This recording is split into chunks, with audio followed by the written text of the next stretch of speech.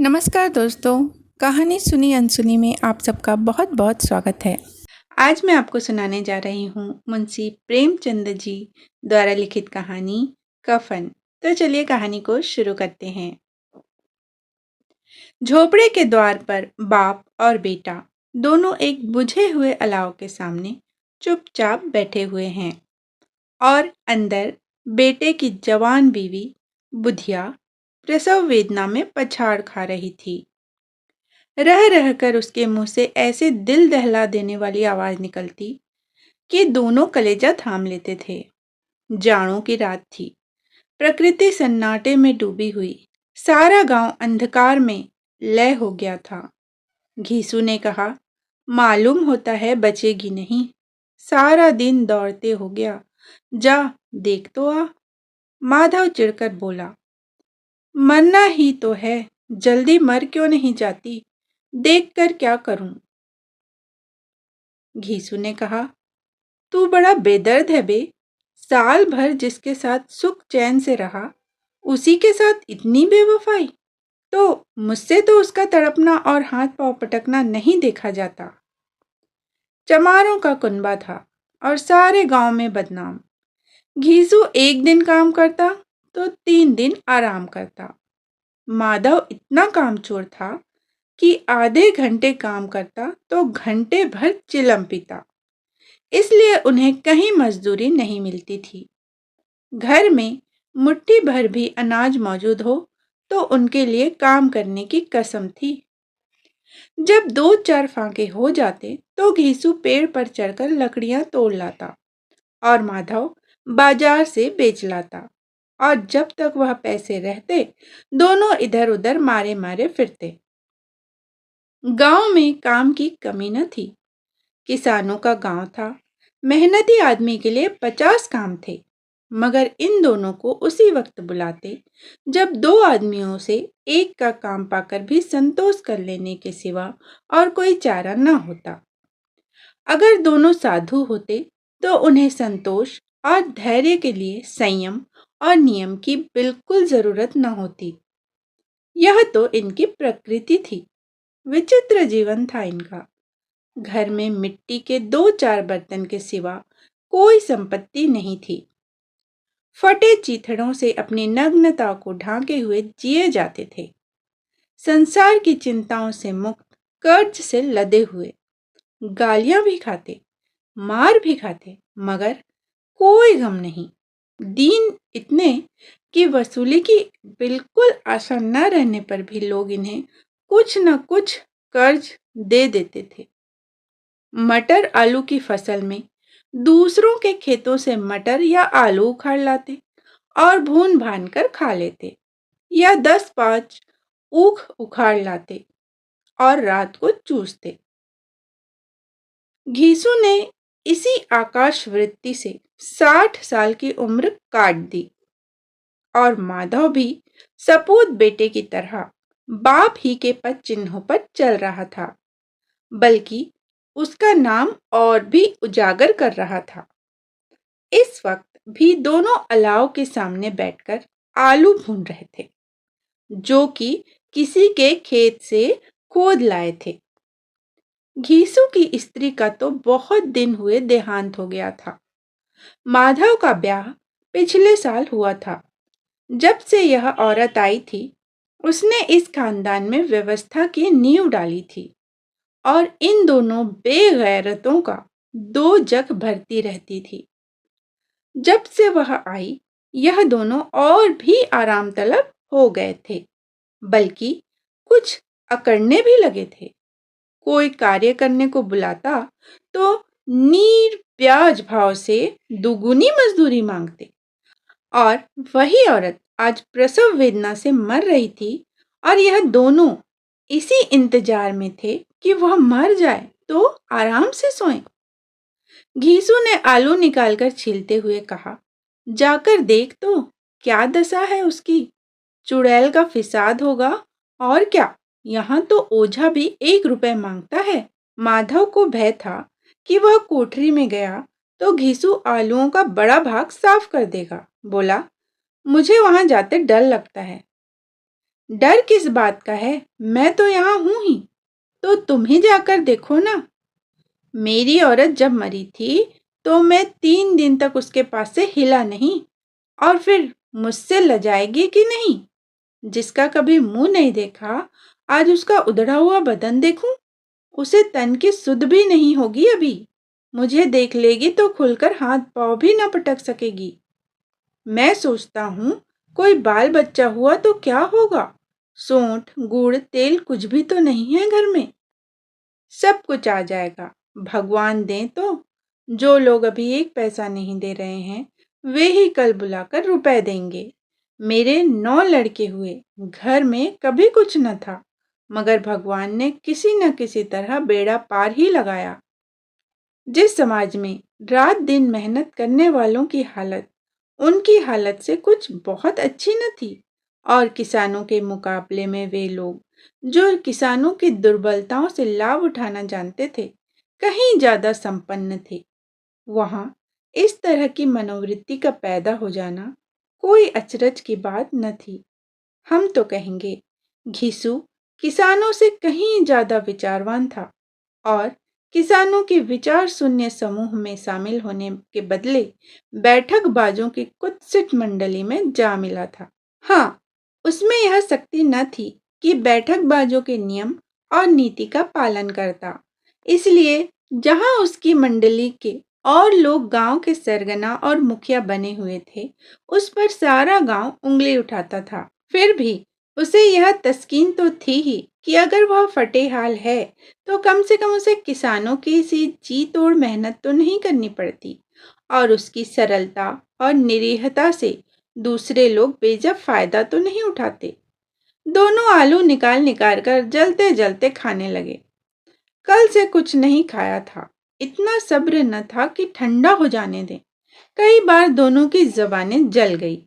छील जाने पर आलू का बाहरी हिस्सा जबान, हलक और तालू को जला देता था, और उस अंगारे को मुंह में रखने से ज्यादा खैरियत इसी में थी कि वह अंदर पहुंच जाए। वहां उसे ठंडा करने के लिए काफी सामान थे, इसीलिए दोनों जल्द जल्द निगल जाते। हालांकि इस कोशिश में उनकी आंखों से आंसू निकल आते। घीसू को उस वक्त ठाकुर की बारात याद आई, जिसमें 20 साल पहले वह गया था। उस दावत में उसे जो तृप्ति मिली थी, वह उसके जीवन में एक याद रखने लायक बात थी, और आज भी उसकी याद ताजी थी। बोला, वह भोज नहीं भूलता। तब से फिर उस तरह का खाना और भर पेट नहीं मिला। लड़की वालों ने सबको भर पेट पूड़ियाँ खिलाई थी। सबको, छोटे बड़े सबने पूड़ियाँ खाई, और असली घी की चटनी, रायता, 3 तरह के सूखे साग, एक रसेदार तरकारी, दही, चटनी, मिठाई। अब क्या बताऊं कि उस भोज में क्या स्वाद मिला। कोई रोक टोक नहीं थी। जो चीज चाहो मांगो, जितना चाहे खाओ। लोगों ने ऐसा खाया कि किसी से पानी न पिया गया। मगर परोसने वाले हैं कि पत्तल में गर्म गर्म गोल गोल सुवासित कचौड़ियां डाल देते हैं। मना करते हैं कि नहीं चाहिए, पत्तल पर हाथ रोके हुए हैं, मगर वह है कि दिए जाते हैं। और सबने मुंह धो लिया तो पान इलायची भी मिली, मगर मुझे पान लेने की कहाँ सुध थी। खड़ा हुआ न जाता था। चटपट जाकर अपने कंबल पर लेट गया। ऐसा दिल दरिया था वह ठाकुर। माधव ने इन पदार्थों का मन ही मन मजा लेते हुए कहा, अब हमें कोई ऐसा भोज नहीं खिलाता। तो घिसू ने कहा, अब कोई क्या खिलाएगा, वह जमाना दूसरा था।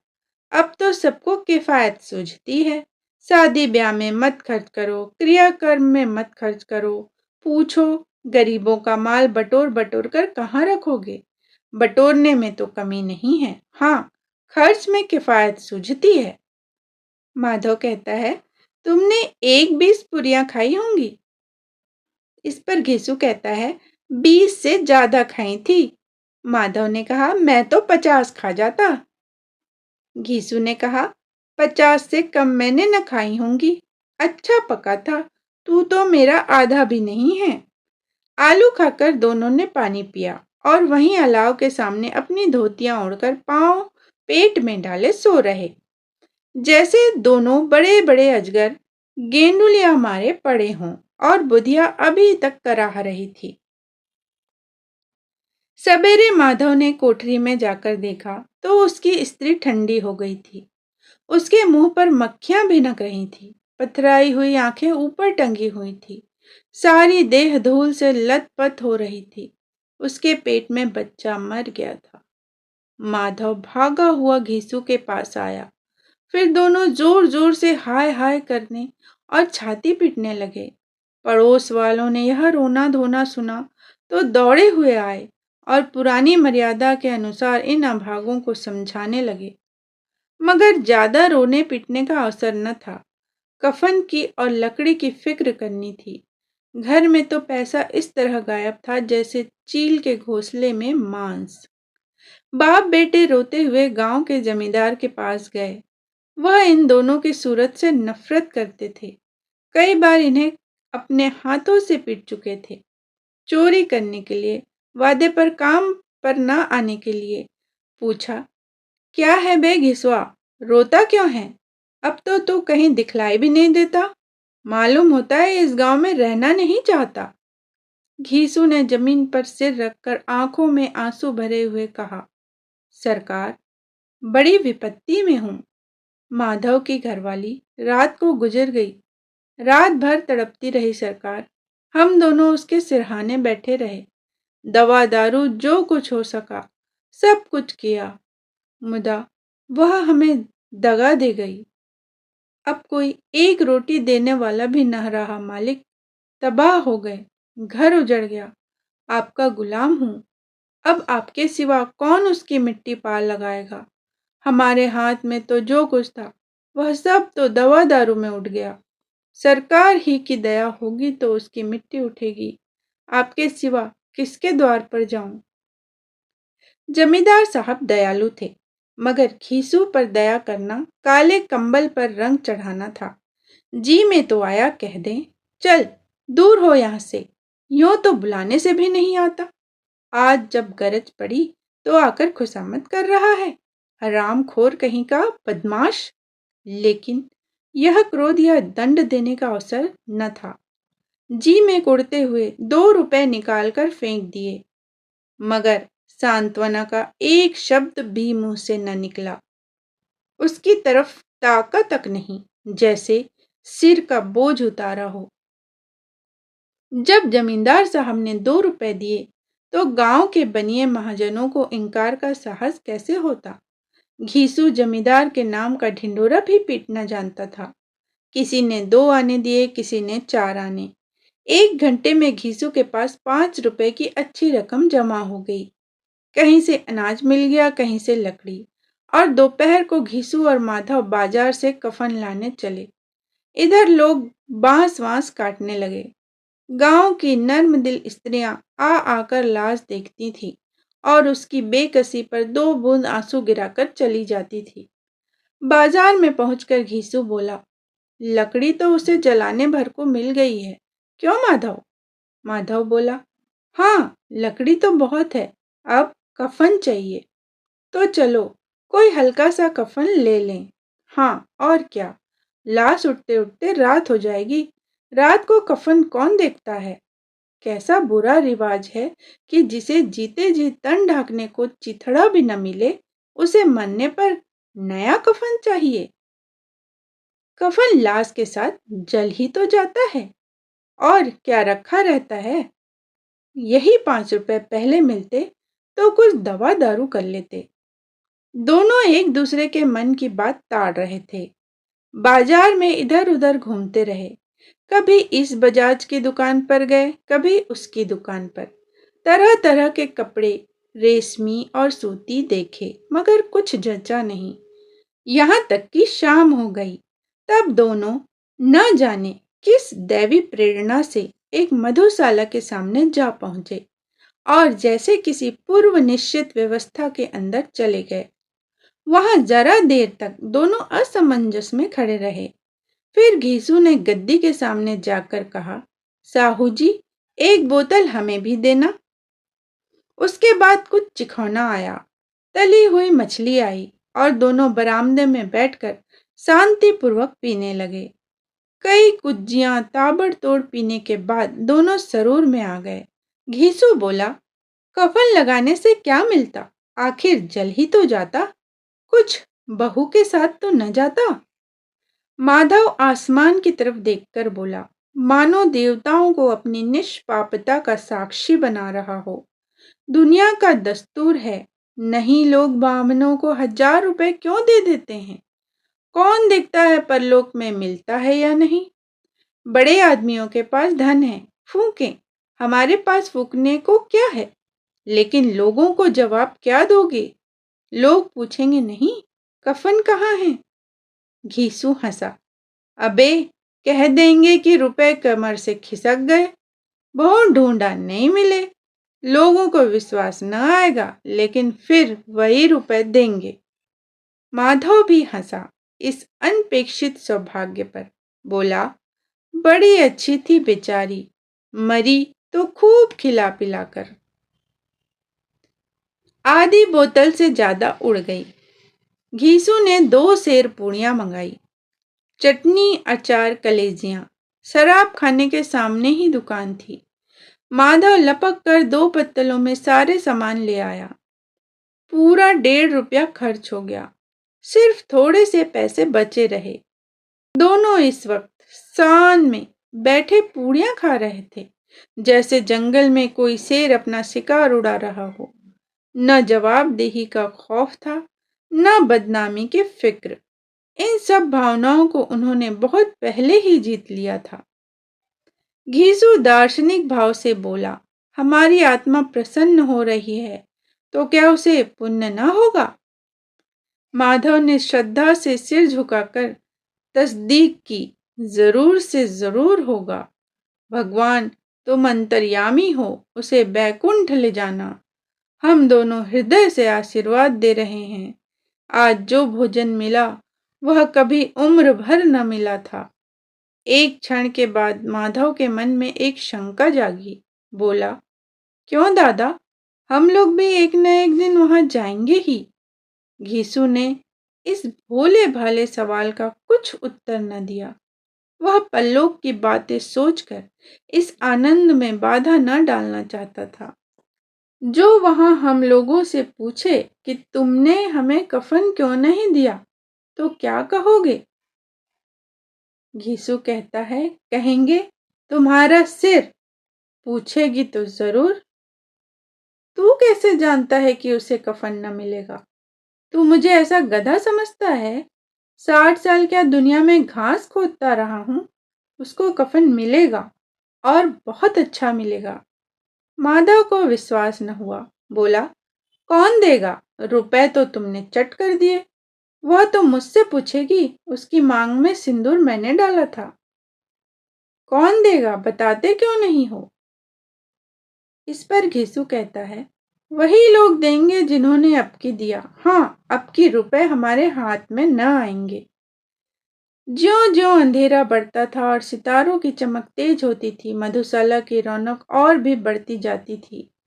कोई गाता था, कोई डींग मारता था, कोई अपने संगी के गले लिपटा जाता था, कोई अपने दोस्त के मुंह में कुल्हड़ लगाए देता था। वहां के वातावरण में सरूर था, हवा में नशा। कितने तो यहाँ आकर एक चुल्लू में मस्त हो जाते थे। शराब से ज्यादा यहाँ की हवा उन पर नशा करती थी। जीवन की बाधाएं यहाँ खींच लाती थी और कुछ देर के लिए यह भूल जाते थे कि वे जीते हैं या मरते हैं, या न जीते हैं न मरते हैं। और यह दोनों बाप बेटे अब भी मजे ले लेकर चुस्कियां ले रहे थे। सबकी निगाहें इनकी ओर जमी हुई थी। दोनों कितने भाग्य के बली हैं। पूरी बोतल बीच में है। भर पेट खाकर माधव ने बची हुई पूड़ियों का पत्तल उठाकर एक भिखारी को दे दिया, जो खड़ा इनकी ओर भूखी आंखों से देख रहा था और देने के गौरव, आनंद और उल्लास का अपने जीवन में पहली बार अनुभव किया। घीसू ने कहा, ले जा, खूब खा और आशीर्वाद दे। जिसकी कमाई है वह तो मर गई, मगर तेरा आशीर्वाद उसे जरूर पहुंचेगा। रोए रोए से आशीर्वाद दो, बड़ी गाड़ी कमाई के पैसे हैं। माधव ने फिर आसमान की तरफ देखकर कहा, वह बैकुंठ में जाएगी दादा, बैकुंठ की रानी बनेगी। घीसू खड़ा हो गया और जैसे उल्लास की लहरों में तैरता हुआ बोला, हाँ बेटा, बैकुंठ में जाएगी। किसी को सताया नहीं, किसी को दबाया नहीं। मरते मरते हमारी जिंदगी की सबसे बड़ी लालसा पूरी कर गई। वह ना बैकुंठ जाएगी तो क्या मोटे मोटे लोग जाएंगे, जो गरीबों को दोनों हाथों से लूटते हैं और अपने पाप को धोने के लिए गंगा में नहाते हैं और मंदिरों में जल चढ़ाते हैं। श्रद्धालुता का यह रंग तुरंत ही बदल गया। अस्थिरता नशे की खासियत है। दुख और निराशा का दौरा हुआ। माधव बोला, मगर दादा, बेचारी ने जिंदगी में बड़ा दुख भोगा, कितना दुख झेलकर मरी। वह आंखों पर हाथ रखकर रोने लगा, चीखें मार मार कर। घीसू ने समझाया, क्यों रोता है बेटा, खुश हो कि वह माया जाल से मुक्त हो गई, जंजाल से छूट गई। बड़ी भाग्यवान थी जो इतनी जल्द माया मोह के बंधन तोड़ दिए। और दोनों खड़े होकर गाने लगे, ठगीनी क्यों नैना झमकावे ठगीनी। पियक्कड़ों की आंखें इनकी ओर लगी हुई थी और यह दोनों अपने दिल में मस्त गाए जाते थे। फिर दोनों नाचने लगे, उछले भी, कूदे भी, गिरे भी, मटके भी, भाव भी बताए, अभिनय भी किए और आखिर नशे में मदमस्त होकर वहीं गिर पड़े। दोस्तों, अभी आप सुन रहे थे मुंशी प्रेमचंद जी द्वारा लिखी कहानी कफन। इसी तरह की और भी कहानियाँ सुनने के लिए मेरे चैनल को सब्सक्राइब ज़रूर कीजिएगा। फिर मिलते हैं दोस्तों एक नई कहानी के साथ। जय हिंद, जय भारत।